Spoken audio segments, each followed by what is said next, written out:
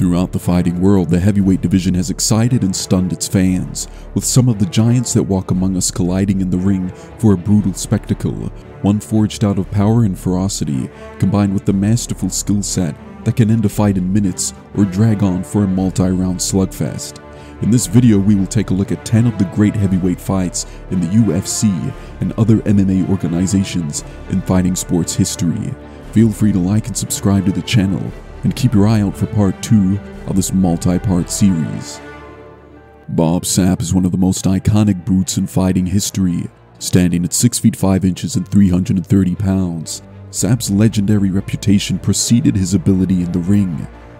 Antonio Rodrigo Nogueira, known as Big Nog or Minotauro, retired as one of the greatest mixed martial artists in the heavyweight world, standing at 6'3", 240 pounds. Shoot for the takedown! Oh! No! Goodbye! Come on, Bobby! A giant pile driver! Come on, Bobby! Nogueira was at a serious disadvantage against the beast Bob Sapp. However, in 2002, the Brazilian was crafting his reputation as one of the greatest of all time. Unbelievable! You really got to give it to Bob and his corner. But let's do this. In the second round, the fight came to its dramatic close, with Big Nog locking in a fight-ending armbar that brought a capacity crowd to its feet. Unbelievable, guys! Unbelievable! The fighting world is one of perseverance and determination. In 2011, giant French fighter Cheick Kongo completed arguably one of the most iconic comeback stories in the ring, when he snatched victory from the jaws of defeat against Pat Barry.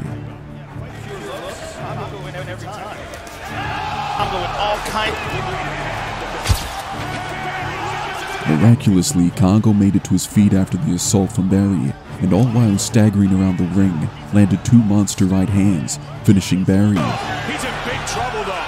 Barry looking to finish the fight. He's taking the rally. Pat Barry's out. Kongo has knocked out Pat. Post-fight, Mike Goldberg and Joe Rogan touted the victory as the greatest comeback in UFC history. That was the most amazing comeback I have ever seen. Brock Lesnar, although having a very short-lived UFC career with just 9 fights, is one of the most iconic heavyweights, as Lesnar's unbelievable physique and athleticism making him a force to be reckoned with in any fighting arena. Lesnar's rematch with fellow heavyweight Frank Mir might be remembered as Lesnar's greatest victory in the octagon. Brock immediately goes for the takedown. Frank dives down and he slips to half guard. Mir was cocky after his victory against Brock in their first fight, and his recent demolition of legend Antonio Nogueira just a fight previously. However, Mir was no match for the juggernaut Lesnar, whose speed and sheer aggression overwhelmed Mir to a second-round knockout. Look to lock something in. And then maybe the one. Lesnar picked up where he left off in the second, flooring Mir once more, and pounded his opponent with a brutal sequence of punches to end the fight in violent fashion. Blood all over his shoulder. Frank's in big trouble. That's it. Trying to finish it. That's it. It's there. And it is all over. He's out. Brock Lesnar. Mark Hunt and Bigfoot Silva collided for one of the greatest slugfests in UFC history in 2013. The fight was mesmerizing, with 2 monsters slugging it out for 5 rounds, with their efforts being rewarded in a draw. Quick. Nice combination from a very stocky. See Bigfoot ran out getting taken down, and that's the dilemma. Mark Hunt with another takedown. Bigfoot eats it like a grinder. Under 3 minutes now. The audience expected a short and sharp first-round knockout. Instead, it was a battle of attrition, with each man trading bits of memory and long-term health for the slightest advantage. Half guard. He's got to be careful in the half guard of Bigfoot Silva. Do it though. He's keeping his underhook in place. Bigfoot Silva and Mark Hunt would retire as 2 of the most notable heavyweight fighters in the UFC, but regardless of their records, the 2 provided the world with an unforgettable war in Brisbane, Australia. Yeah, big elbow now. Find this round. What result?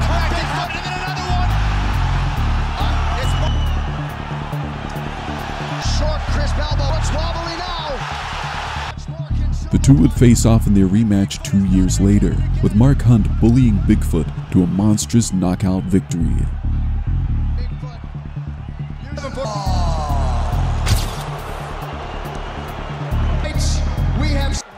Alistair Overeem, standing at 6'4", 256 pounds, is one of the legendary and iconic heavyweights the fighting world has ever seen, with a career that included 4 different decades. Overeem is one of the most perfect fighters of all time. His size and strength would meet with his exceptional technical ability, power, and dexterity that would dominate the kickboxing world before finally making his UFC 141 debut in 2011 against the brutal Brock Lesnar. Lesnar vs. Overeem was a true clash of the titans, where the two hulking beasts came face to face in an explosive collision. Shoot for the double. Trying to use the jab. Got the leg. Unfortunately for fighting fans, the fight was short-lived. The two fighters, after sizing one another up for 2 minutes and escaping either's attacking close, Lesnar had been backed up against the ropes before Overeem landed a phenomenal left kick clean to Lesnar's liver, dropping Brock in agony. Brock is hurt. A kick to the body. So much punishment to the body. This is going to be it. That's it. It's over.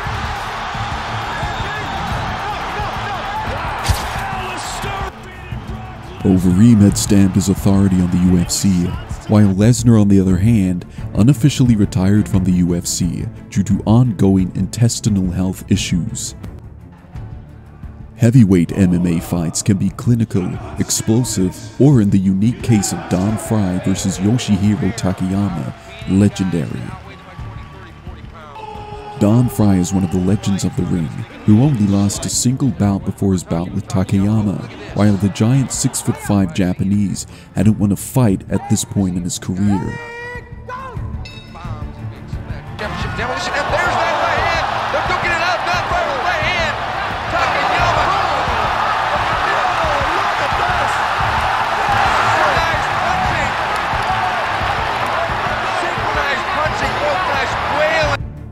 The brawl continued for the next 6 minutes, until a horribly swollen and disfigured Takayama finally broke and was saved from further abuse by the referee.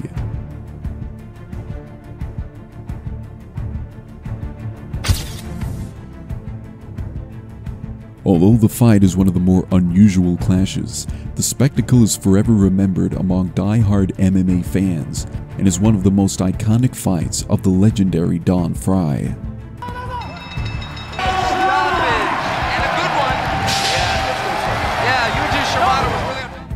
Fedor Emelianenko had gone unbeaten for the next 3 years after making his Pride Fighting Championships debut in 2002, defeating some of the world's greatest heavyweights, while fans wondered how he could be beaten. Finally, in 2005, in what was the most anticipated Pride fight of all time, Mirko Cro Cop accepted the challenge, and many expected him to dethrone the champion. Cro Cop landed some big shots and bloodied Emelianenko's nose early on. Fedor responded by taking Cro Cop to the ground and punishing him before the end of the round. High left kick by Cro Cop and falls down. He looked like he was wanting something from the left. Here's Proto. In the third round, Emelianenko took Cro Cop down and punished him with ground and pound, winning the standing exchanges when the fight resumed on the feet.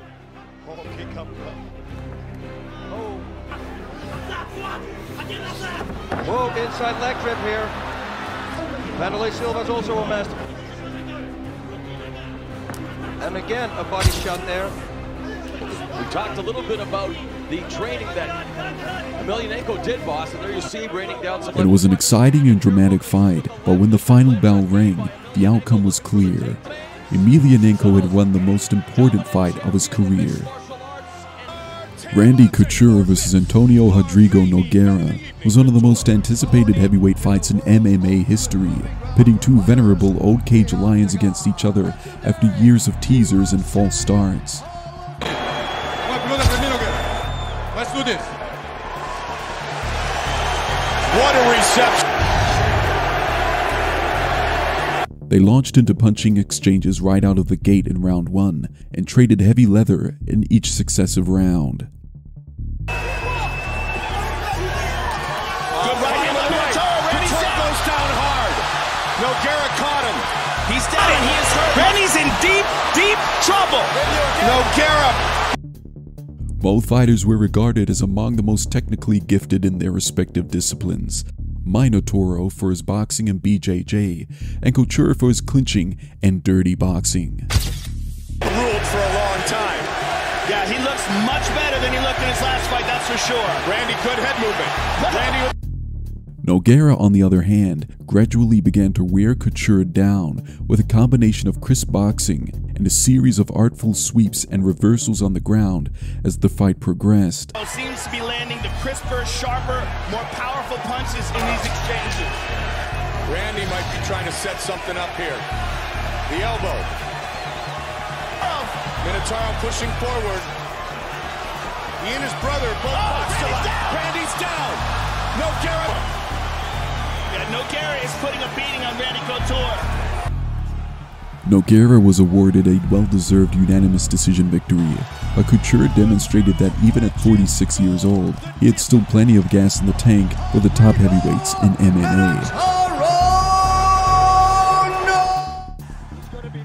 After winning the Pride Heavyweight Championship in 2001, Antonio Rodrigo Nogueira embarked on one of his career's most impressive winning streaks, defeating 5 consecutive opponents before colliding with Russian Fedor Emelianenko in the main event of Pride 25. Who will land first? Although Nogueira was willing to defend himself in the first round, he was unable to mount any sort of offense against Fedor Emelianenko's never-ending onslaught. That is made for a great match. Technically, there's the arm. Oh, big drop shots. Nogueira's in big trouble here. Big trouble. Let him lead. I would just stand up. Why did he do that? But he's not doing it. Emelianenko emerged as the consensus #1 heavyweight in the world after defeating Nogueira in the main event of Pride 25, a title that he held for nearly a decade, reigning as arguably the greatest heavyweight in fighting history.